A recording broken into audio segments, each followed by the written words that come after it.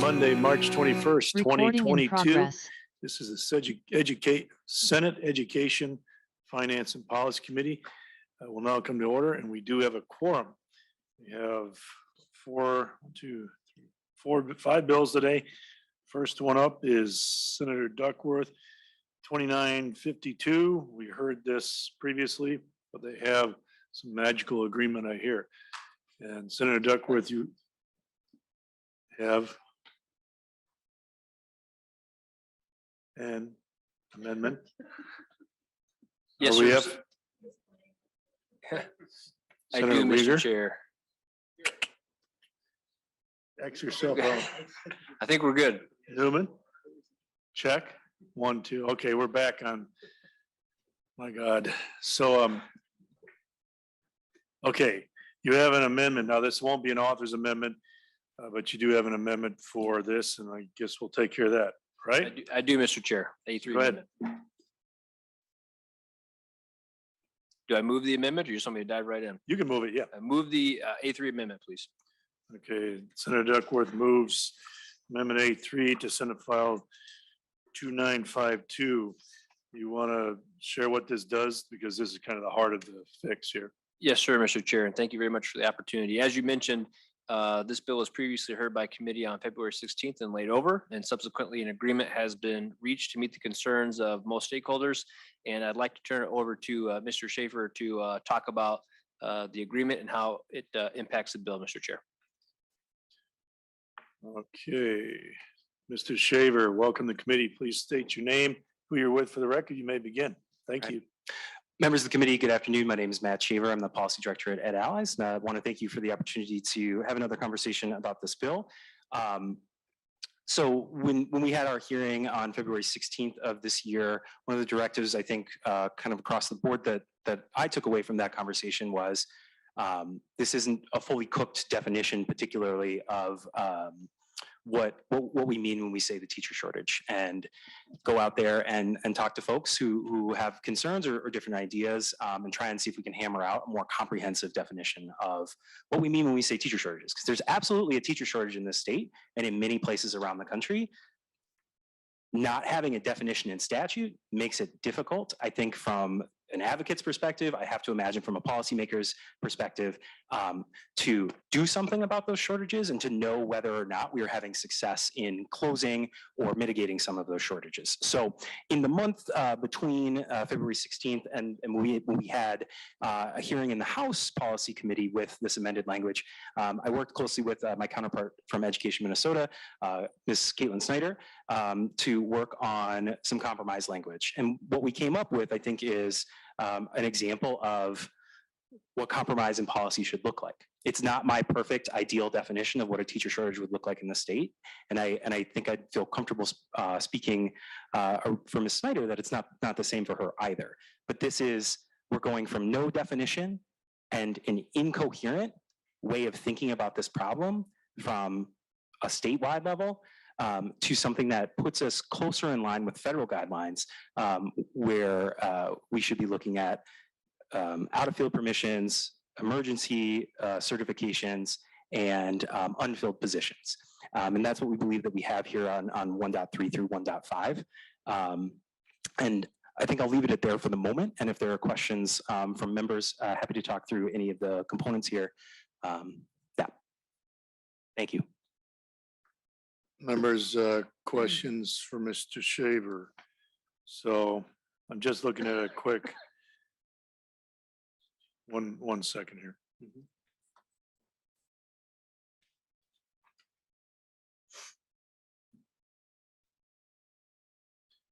Would you, Mr. Shaver, just one more time, just summarize what this amendment is saying in, I mean, in layman's terms, not the legalese there.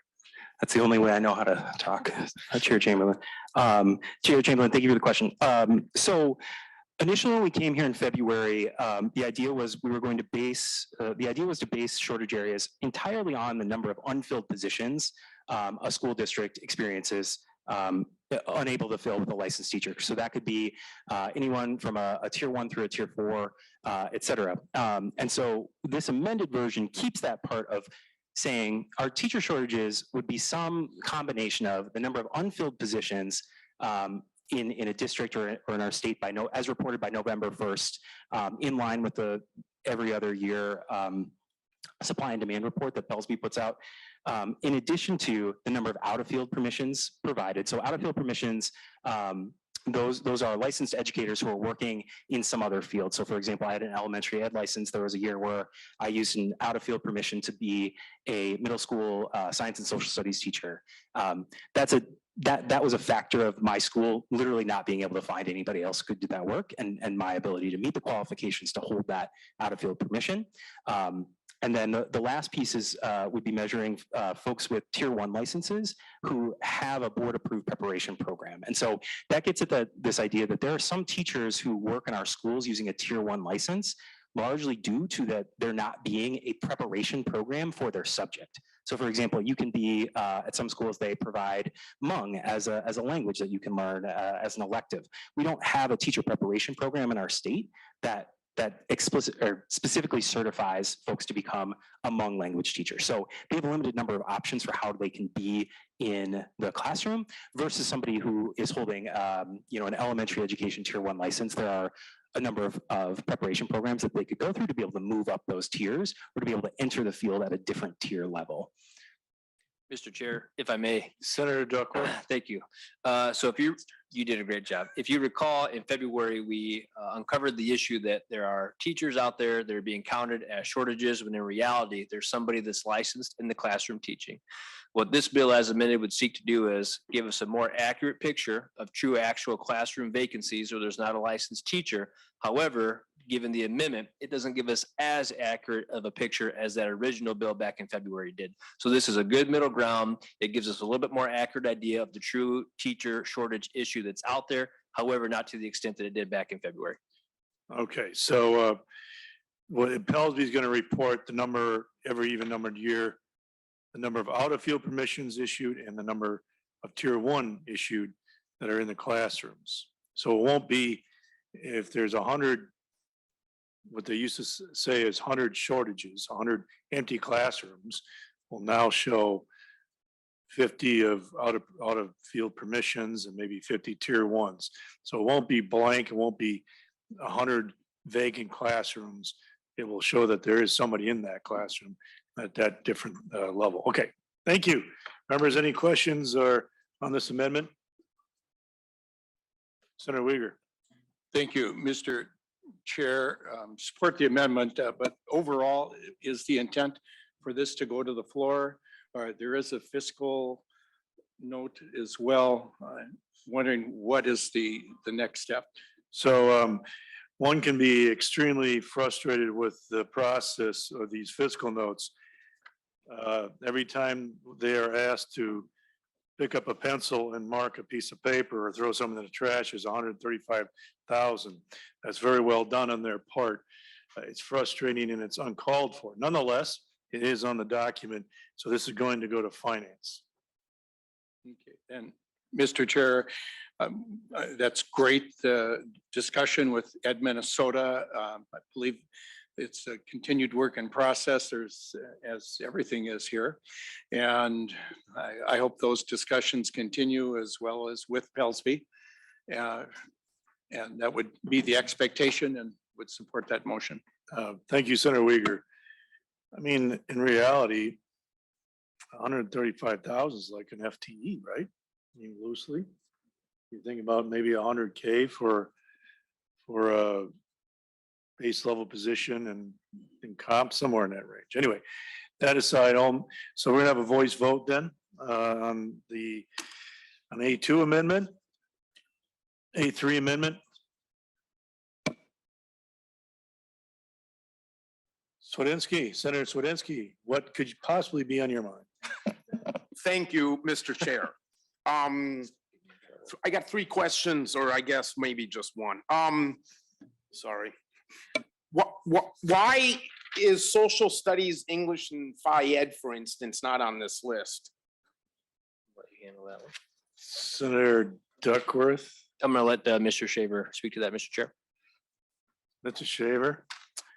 Chair Chamberlain, Senator Swedzinski, thank you for the question. So the list of, got it on the back here, in section 3 of the bill, that is in alignment with what the legislature passed last year as having to do with teacher shortage areas for the purpose of teacher loan forgiveness in Minnesota and teacher shortage student teaching grants. Sorry, we changed the names a couple of times. And so these 6 are in alignment with what the legislature passed last year, is identifying a specific set of shortage areas. So in section 3 of the bill, these are just reporting requirements. So what they would say here is that Pellsby would specifically in their report need to report on these 6 areas, but it doesn't mean, for example, if there was a tier 1 PE teacher, that they wouldn't be counted as adding to a shortage in that licensure field. Same thing with social studies as well, sir. Senator Swedzinski. Thank you, Mr. Chair. I get that, so thank you. God, I applaud that we're trying to do something about the teacher shortage. So don't get me wrong here. This is a baby step towards the right, but collecting the data is just going to be so difficult because there's so many things going on. I'm like, how does, like, when teachers are giving up their prep hour to fill the vacancy in the classroom, that's probably not going to be considered a teacher shortage, right? Because the shortage was taken care of within the building. And so I'm just wondering if we're going to be collecting data that's kind of not real useful because of all the moving parts in the normal day of operating of a school. And I think we forget about what happens in the so-called trenches of our schools some days because but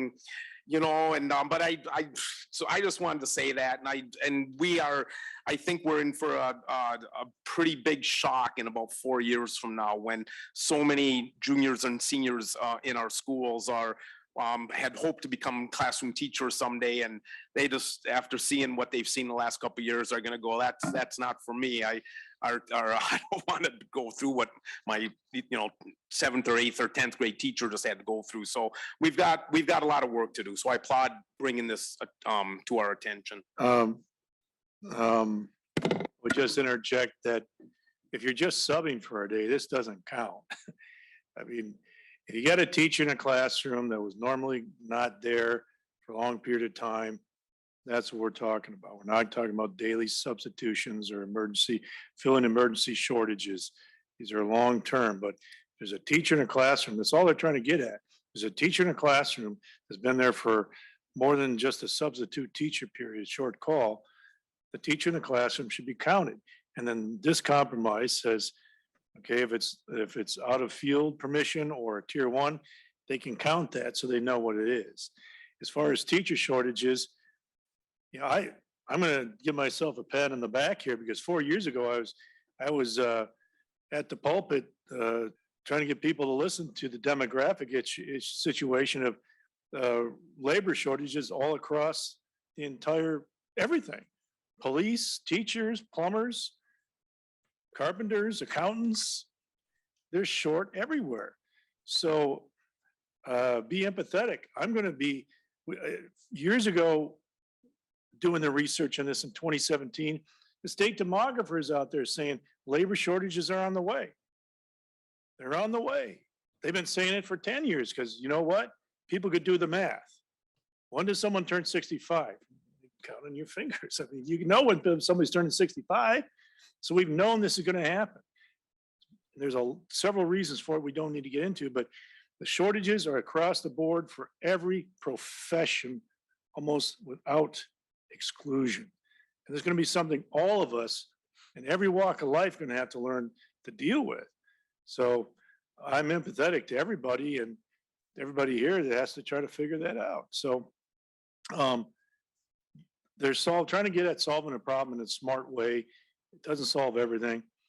And shortages are going to be across the board in every industry and profession. Senator Kunish. Thank you, Mr. Chair. I just want to remind everybody that here in Minnesota, we have 114,000 teachers with unexpired teaching license. 114,000. We have 60,000 teachers that are actively working in their profession. So that tells you that there's a problem somewhere here. If we do the math, that means that there are 54,000 teachers not working in the classroom. And so I don't know that collecting data and spending more money on collecting data is the answer to addressing or looking at why are those why are those 54,000 teachers not in the classroom? What's keeping them? What's preventing them? What can we do to bring them back? Maybe we can spend $1 million and put some billboards up and say how great teachers are. But my question is, I guess I'm just curious, what do you want to do with this data? Like, what are we going to do with these numbers at the end of the day? Senator We've got Duckworth. somebody there to collect it and put it into little boxes and charts, but what are you going to do with it at the end of the day? Senator Duckworth. Thank you, Mr. Chair, and thank you, Senator Kunish, for the question. I would say, much like the data we collect regarding our students and their academic performance, any issues they may be having. I mean, school districts collect a lot of information with the sole purpose of trying to achieve better results and solve problems. Senator Swedzinski alluded to a problem, which is the potential of great teachers wanting to get out of the profession, or maybe those not being attracted to it as a profession. And you just identified another one, which is maybe we've got a lot of folks out there that are technically licensed, but they're not in the classroom for whatever reason.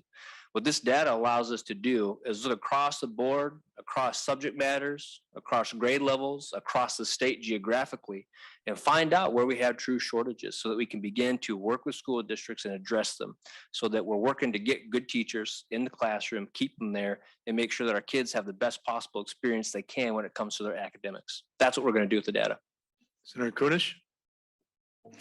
I don't know that that's really an actionable thing. I think we can ask any school district or superintendent, do you need a geography teacher? Do you need a library media specialist? I'd like to add number 7, library media specialist. Let's see how many districts don't have their libraries open because they can't afford a library media specialist because of all these cross subsidies and unfunded mandates.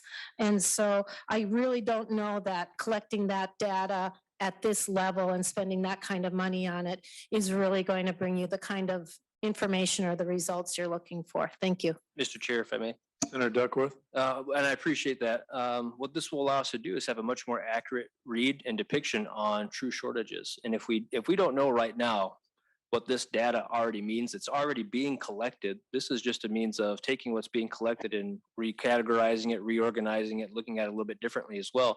If we don't know that when we're looking at a teacher shortage of, let's say, 20 in a particular district really means that there are 19 teachers in the classroom, but really one shortage, well, that's not holistic, accurate information that we can act upon in concert with that district. So that's what we're seeking to do, is say, hey, we understand it under the current reporting measures. You're reporting a vacancy of 20, but what does that really mean? And how many teachers are you truly short? We can dive into tier levels and licensures and all that fun stuff.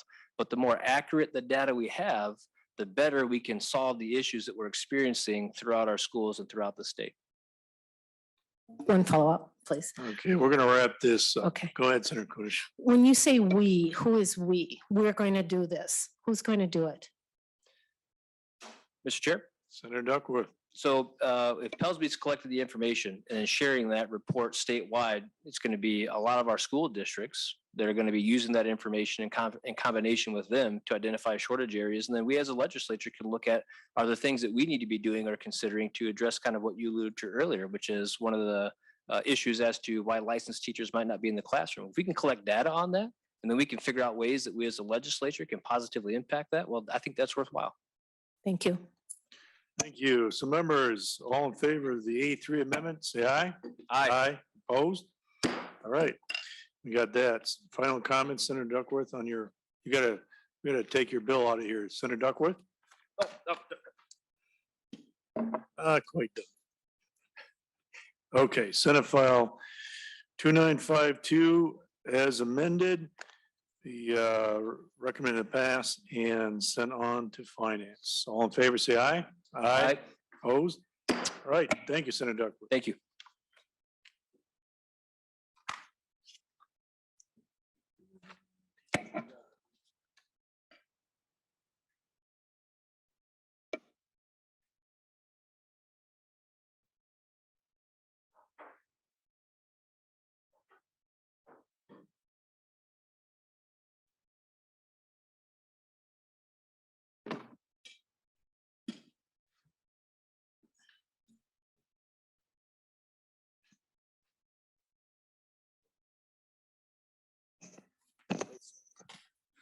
All right, Senator Chamberlain to Senate File 1417. Do you have any amendments?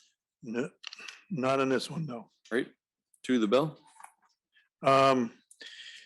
Essentially, I mean, this will be a vehicle bill for us at this point, Mr. Chair and members.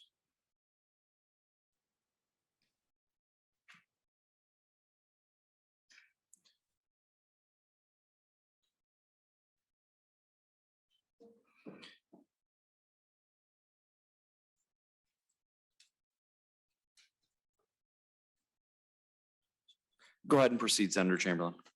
Yeah, I mean, Mr. Chair and members, what the bill does, it removes obsolete language, but essentially it's a vehicle bill we'll lay over.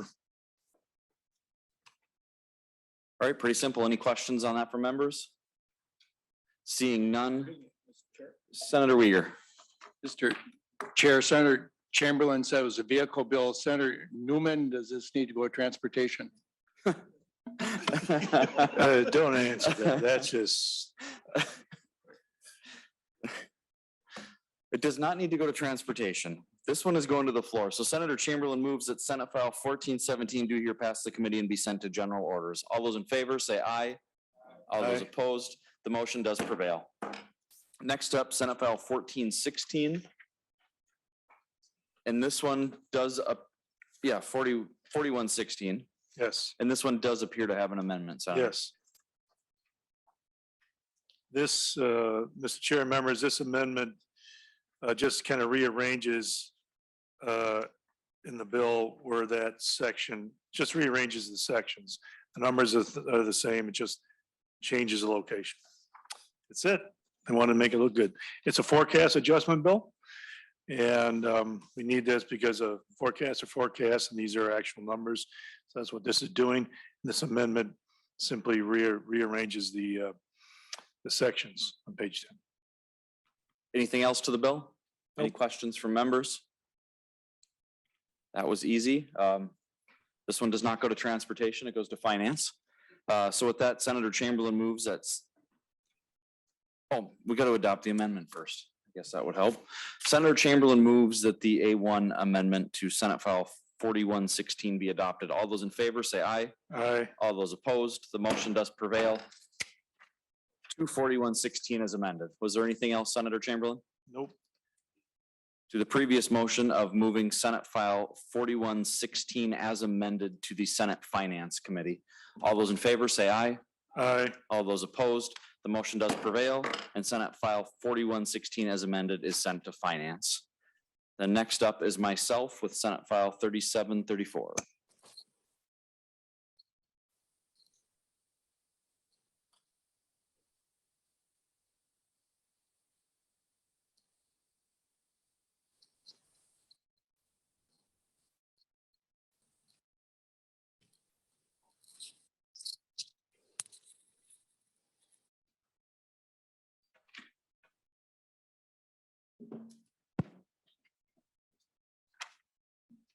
Okay, Senator Eichorn, Thank you, Mr. Chair. 3734.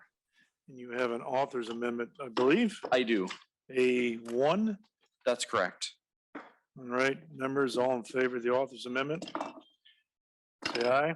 Aye. Opposed? Okay, you have your author's amendment. What do you have? Thank you, Senator Horace. Chamberlain, for hearing Senate File 3734. It would allow School District 318, the Grand Rapids School District, to create a plan or would direct them to create a plan to reduce facility lease costs. It would require them to hold a public hearing about it, provide a review and comment period. With the amendment deleted section 4 or subdivision 4 rather, and put in some new language that would allow the Grand Rapids Economic Development Authority to issue bonds for this program. Then it would have the Grand Rapids Economic Development Authority and the school district enter into a lease together on it. Subdivision 5 dictates the long-term facilities maintenance revenue plan, and that the Commissioner of Education would also have to agree to that. And then they would have to report back to us by February 15th of each even numbered year. So the legislature has an understanding of how it is going. Currently, School District 318 owns and operates two minimally operates 2 vacant buildings. There was 2 new elementary schools that were constructed in the recent past that created 2 school building vacancies. A number of the there have been a number of organizations that have expressed interest in one of those elementary schools, and the other one could be renovated, which would enable the school district to move several classroom spaces, have better classroom spaces that make more sense for the district, would free up capital for the district. Their administration would also be able to go to the new building. It could eliminate some leases that they have in other places by putting everything in one building. They would be able to much better serve their teachers, their buildings, and their students by this move. And they just need a little bit of assistance to do this so that they can use their long-term facilities maintenance for this. And with that, I do have the superintendent of 318. He's on Zoom currently, and just do a little more talking about the proposal. And he would also be available to answer any questions for the committee as well. Thank you, Senator Eichorn. So testifier Superintendent Matt Gross, welcome to the committee. Please state your name, who you're with for the record. You may begin. Thank you. Thank you, Mr. Chair. I'm Superintendent Matt Gross, Mattgrose, the superintendent of Independent School District number 318, which is in Grand Rapids. We serve about 4,000 students in north central, northeast Minnesota, third largest district in the state geographically, covering about 2,000 square miles. Senator Eichorn did a good job of laying the groundwork for what we're after today.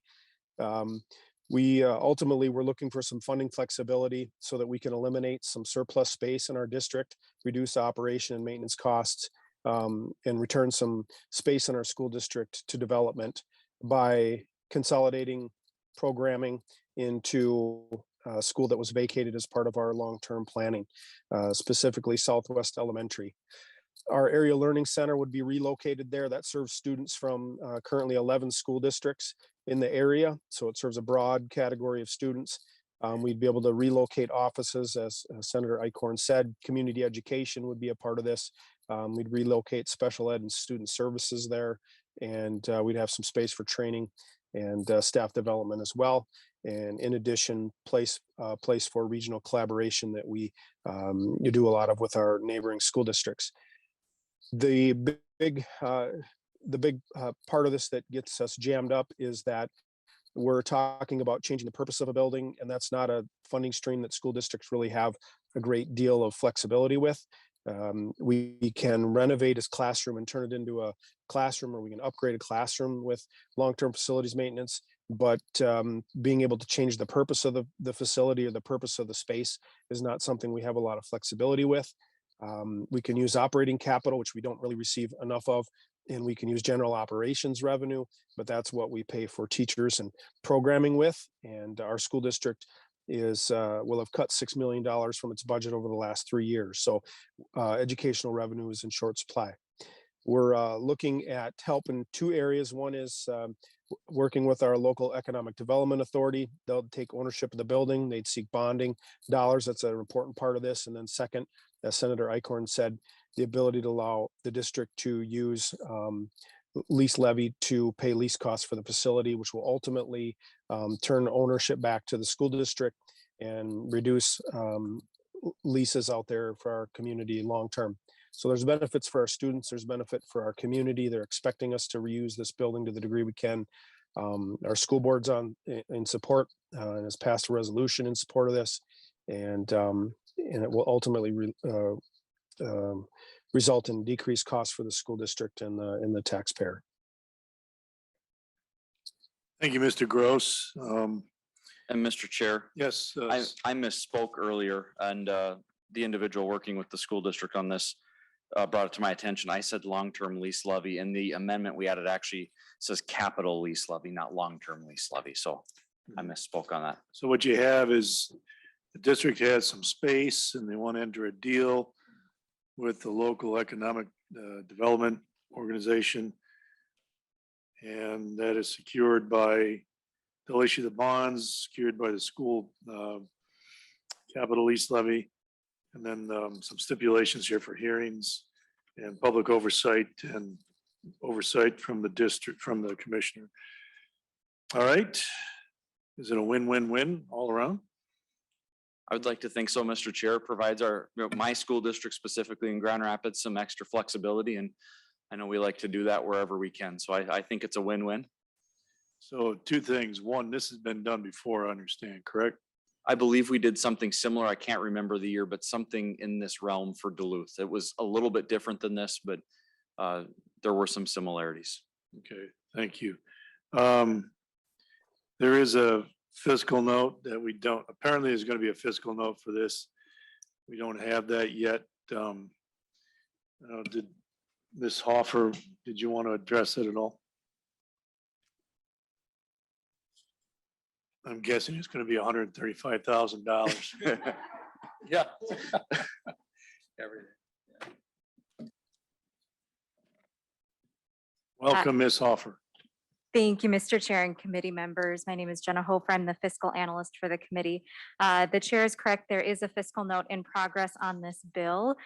So what the fiscal note is looking at is the levy implications as a result of the building lease authority that's being granted in the amendment, which is going to be subdivision 4 of the bill. So it should be within the district's existing levy authority, but it would have an annual levy impact to the district. All right, thank you. Thank you, Ms. Hoffer. So members, any questions? Senator Kunish? Thank you, Mr. Chair. I don't always understand this really well, but am I right in understanding that District 318 has 2 buildings that it's not using as schools, and that they are willing to take basically get bond authorizations and then allow this entity, Grand Rapids Economic Development Authority, so the school can then transfer those properties to Grand Rapids Economic Development Authority, and then they in turn can turn back and lease it to the school district. Am I correct in that?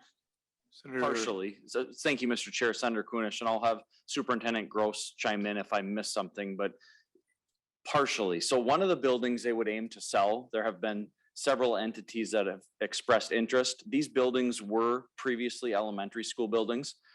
District 318 built 2 brand new elementary school buildings in the recent past.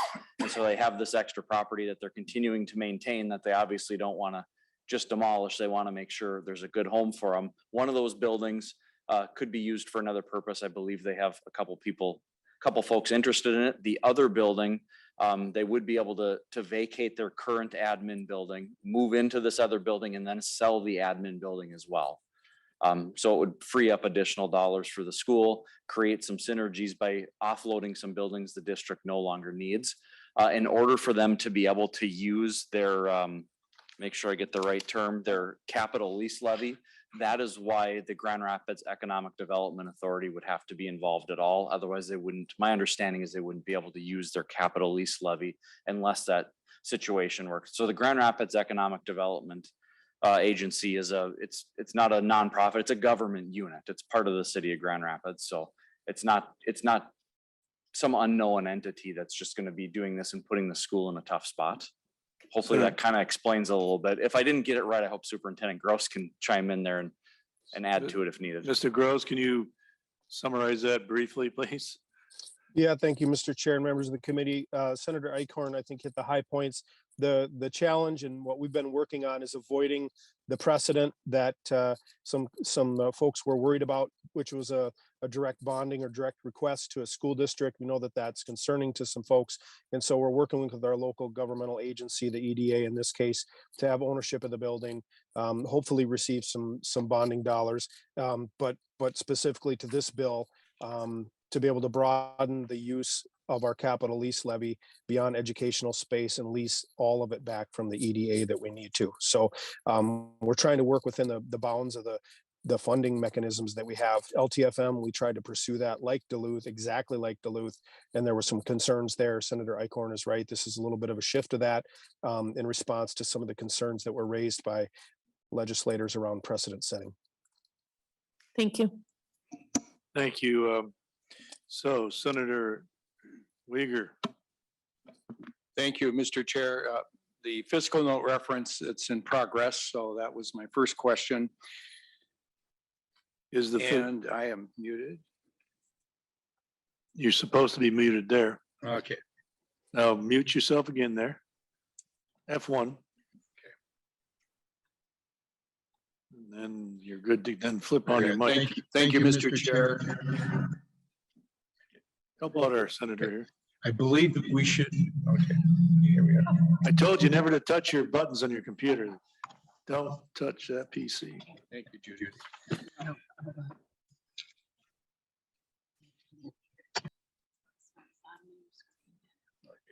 He's still unmuted. Thank you, Ms. Donovan. Mr. Chair, the initial question I had was regarding the fiscal note on the bill, the amendment itself for flexibility. I totally understand that and work its way through the process. The one question I had with the superintendent on is, in general, how is the district doing in terms of its upcoming fiscal year? Is there any financial projection that we might be aware of as you attempt to navigate this issue? Superintendent Gross. Mr. Gross. Sure. Thank you, Mr. Chair, members of the committee, and for the question. I'm actually on my way to a board meeting where we'll be putting a number of staff on unrequested leave of absence and non-renewing staff. We're in the process of cutting $3.4 million from our general operations. This will be over the last 3 years, $6 million that we've reduced from our budget. Obviously, carrying operating and maintenance costs of buildings that we don't need is a part of the concern and issue, and part of what we want to address by this, by eliminating at least one of our surplus buildings. Senator Uyghur. Thank you, Mr. Chair, Superintendent. It's a tough meeting. Yes, you need some more flexibility and you need a lot more additional funds right now. How many staff persons are looking at a layoff notice at your meeting tonight? Let's see, it's a complicated question because of stranding and bumping that happens as it relates to seniority. We have 5 or 6 individuals that will be affected, and then we have a number of staff, many more staff that will be non-renewed as a part of it. But we took advantage of some creativity and some retirements to try to limit the amount of unrequested leave of absences that we had to do. In light of a number like 3.4 million, it could have been a lot worse. And with that said, we're sad anytime that we have to go through this process and do this with really good people. Senator Uyghur, anything else? No, our thoughts are with you. Maybe we can be of more help. Well, thank you, Senator Uyghur, Senator Eichorn. These bills are not solve everything, all problems in school districts, Bill. They're just simple one-offs to do what we can. Senator Eichorn, any final comment? We've adopted your amendment. Any final comments? Not today, Mr. Chair. Just thanks for the opportunity to hear this and for the consideration to provide this extra flexibility to 318. Again, I know we don't have the fiscal note, so it's my understanding that we lay this over until we have the fiscal note. I guess I forgot one thing, Senator Eichorn. Is it doing something in the House? Did they move it, hear it? It has been submitted in the House, as my understanding. Okay. I don't know where it's at in the process. We don't know if it did get a hearing. So, okay, all right. Thank you. All right, so maybe there's some hope. All right, so Senate File 3734 as amended be laid over. Thank you. Next up is Senator Nelson with Senate File 1316.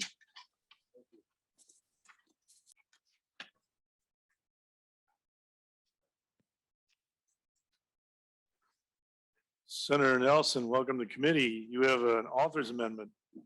Yes, Mr. Chair. All right. A1. Okay, members, we have A1 authors amendments to Senate File 1316. All in favor, say aye. Aye. Opposed? Okay. Senator Nelson, that just changed some dates.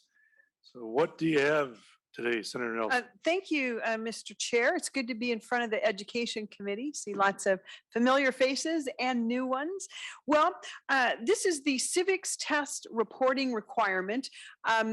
You might remember in the past, we've had a number of civics bills, and this is a pared down version of that. There's probably never been a time more important for Minnesota students to know about the foundations of our country, the fundamentals of our republic, our representative democracy. And this bill simply asks the schools to report what they're already doing. And that is every year, Minnesota students take what we would call the citizenship test. That is 50 questions determined every year out of a pool of 100 questions about the founding of our country. And all we're asking is that we get some sort of view on how our students are doing. You might recall that in the past, this bill asked for school by school reporting of what % of students passed. Well, there were some concerns about that, and we've addressed those in Senate File 1316. You might recall that people were concerned about how would these civic reporting passage rates be used? Would it impact schools that are designated as needing improvement? The bill clarifies that no, they will not. Would the civics passage percentile for a school impact its eligibility for state aid? No, it would not. The bill clarifies that it would not. Would it determine a grade or retention for a student? No, it would not. The bill before you today clarifies that. Would it determine a student's need for post-secondary remediation? No, it would not. The bill further clarifies those things, and it also makes it very clear that all we're asking is that the Minnesota Department of Education report the statewide average. What % of Minnesota students were able to pass just 30 out of 50? Just get 30 out of 50 on our basic citizenship test. I think that is a floor, something that we should know. And this bill takes all of those concerns from the past into account, and we're just simply asking for the department to report the statewide average. Thank you, Senator Nelson.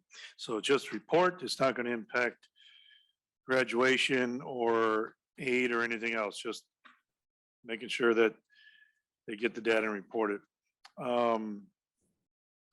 Members, any questions? Senator Swedinsky? No, we're not doing the other one. Go ahead. Thank you, Mr. Chair.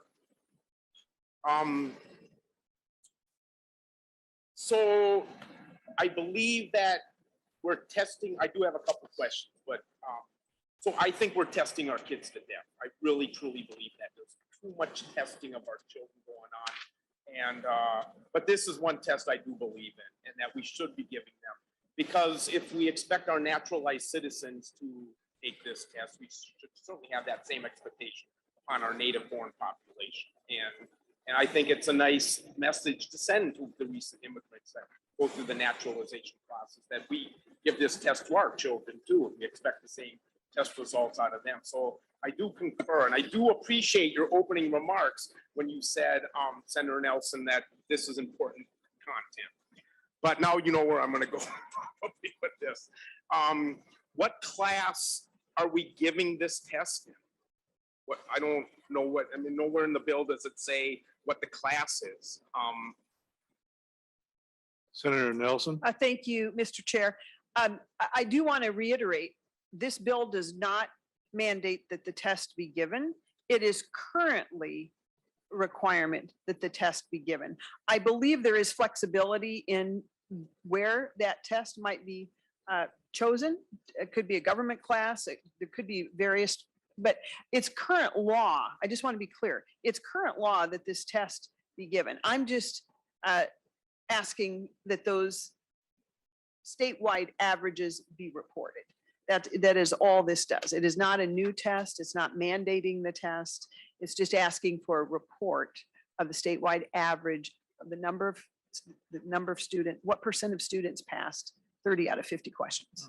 Thank you, Senator Nelson. I do have clarification for you as well on that, Senator Nelson. Thank you, Senator Swiderski. I was given Mr. Cook shared with me MDE's social studies, civics questions, frequently asked questions, FAQs. Number 8, how may the civics text questions be administered? It leaves it up to the schools to decide where and when it's to be administered. It can be in a single setting, in the social studies class, or some other venue or time when they see, however they want to do it.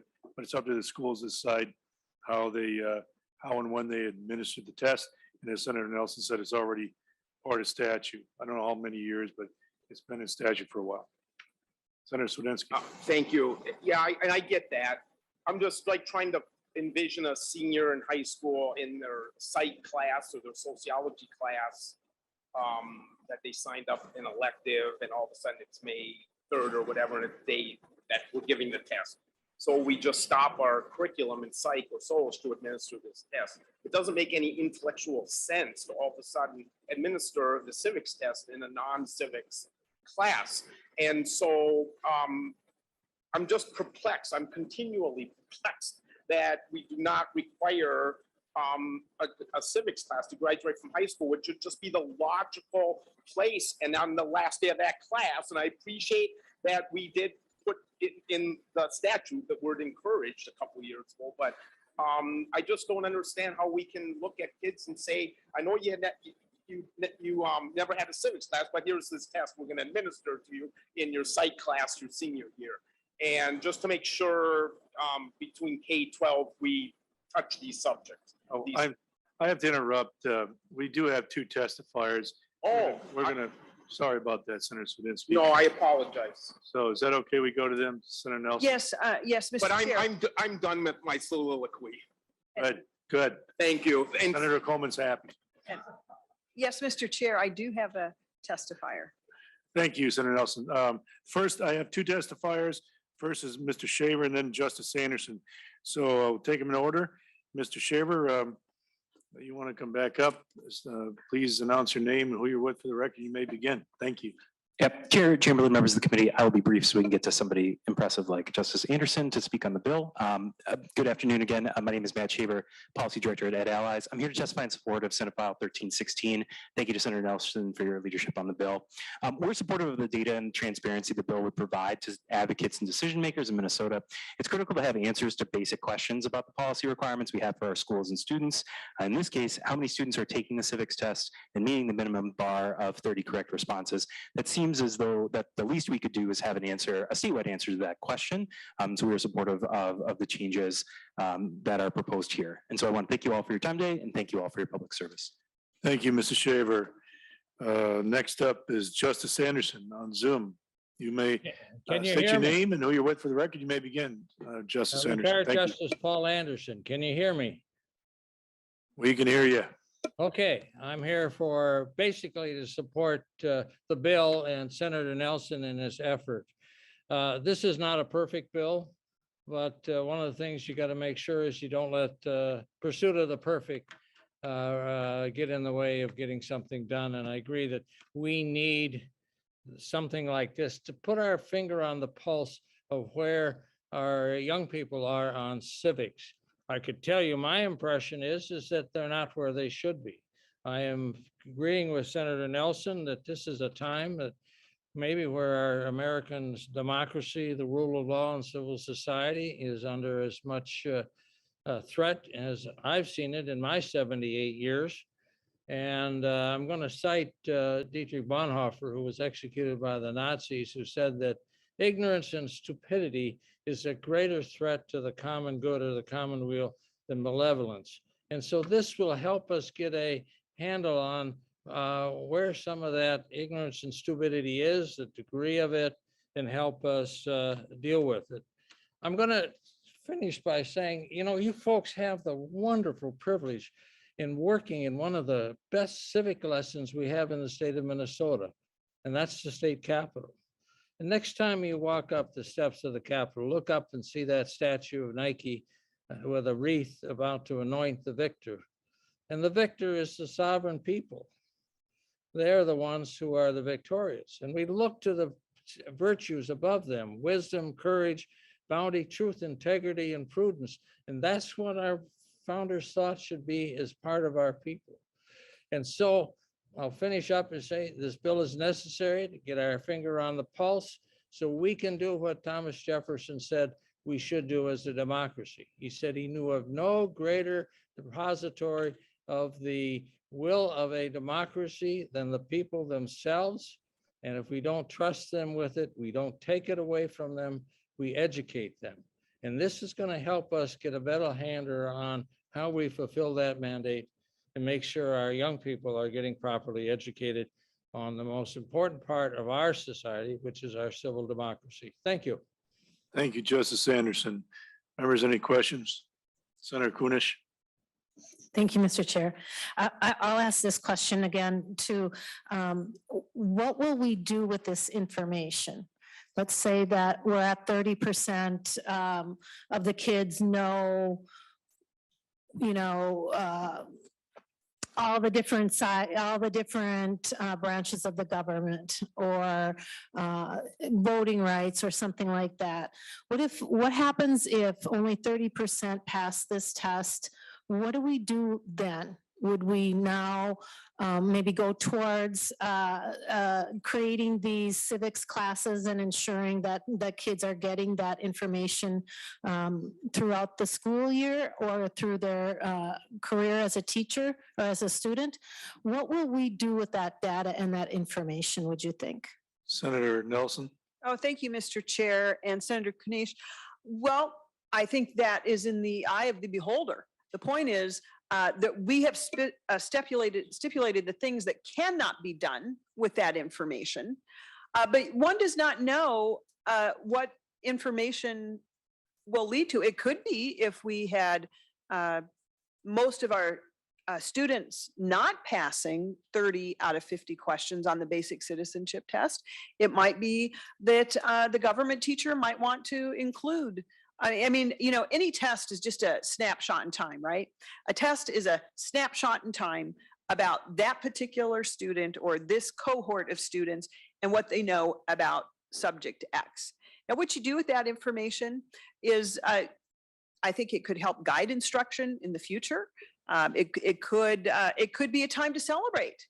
It could be great to see that, oh, wow, 95% of Minnesota students could pass the basic citizenship exam.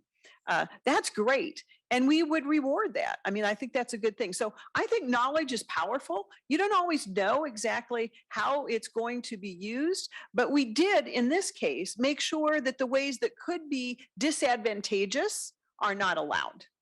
So I don't think there's any limits on what we can learn from knowledge or what we might do with it. Obviously, that would be something that the legislature could look at, could be something that school districts could look at, because the school districts will have their own information, so they could choose to do something with that or not. So I don't think there's any market on exactly how that information would be used. Thank you. Thank you, Senator Nelson, Senator Kunish. I'll just say, the issue of having a civics class taught that Senator Swedinsky has been promoting for a couple of years is not in and of itself a bad idea. It's just that the last couple of years, 21 and this year 22, coming out of the chaos and the pandemic and the challenges of the schools, our desire has been to limit any new mandates to the extent possible. That doesn't mean that we stopped all of them, but we've tried to be very clear and cautious about what we do and how we do it. So civics classes certainly are important. They could already be taught if a school desired. And there are components of it in the social studies curriculum currently, but we just did not want to add on at this time where we didn't need to add on unless it was absolutely necessary, and so we've been very cautious about the mandates and keeping that away from the schools. The data, we have that question all the time, and we had suddenly people don't want to collect data, but that's good. We keep switching changing chairs here. A few weeks back, we had a bill in here for the world's best workforce and holding up on at least suspending parts of it, the most part of it for a few years until we got our reading and literacy back up. And I heard a lot of conversation here about, oh, the data. What are we going to do with the data? There's no data. We need the data. Again, we're trying to relieve the schools of things that aren't necessarily working or are priorities so that they can get on with their priorities and not be have any extra burdens as they go forward. So that's been our goal. Senator Nelson, you have any closing comments? Thank you, Mr. Chair and members. I just ask for your consideration as this moves forward. I would note, Senator Swedzinski, yes, you and I have each carried bills, numbers of years, for a civics course in our public schools. And there were reasons why that was not able to happen. And I appreciate Justice Anderson saying we cannot let the perfect be the enemy of the good. And so what we have before us here today is a good bill that will simply record how in aggregate, our Minnesota students are doing on the basic citizenship exam. So I ask for a favorable consideration, Mr. Chair. Thank you, Mr. Chair and members. Thank you, Senator Nelson. This does have a fiscal note. So we're going to send it over to finance for now. Thank you. And, Mr. Chair, I think the fiscal note is a little heavy. That it would take a quarter of a FTE and a 1/10 of a FTE person just to tabulate. How many school districts do we have now? 600, 591 to tabulate, adding up 591. That's pretty significant. So thank you so much. With that, members, Senate File 1316 as amended be recommended to pass and send over to finance. All in favor, say aye. Aye. Opposed? All right, there you go. Members, that concludes business today. We will meet on Wednesday. And looking ahead to next week, I don't see any bills on the docket for Monday. So we may have Monday and possibly Wednesday off unless something pops up. But right now we got nothing to hear Monday, but we will be here on Wednesday. So that we are adjourned. Thank you very much.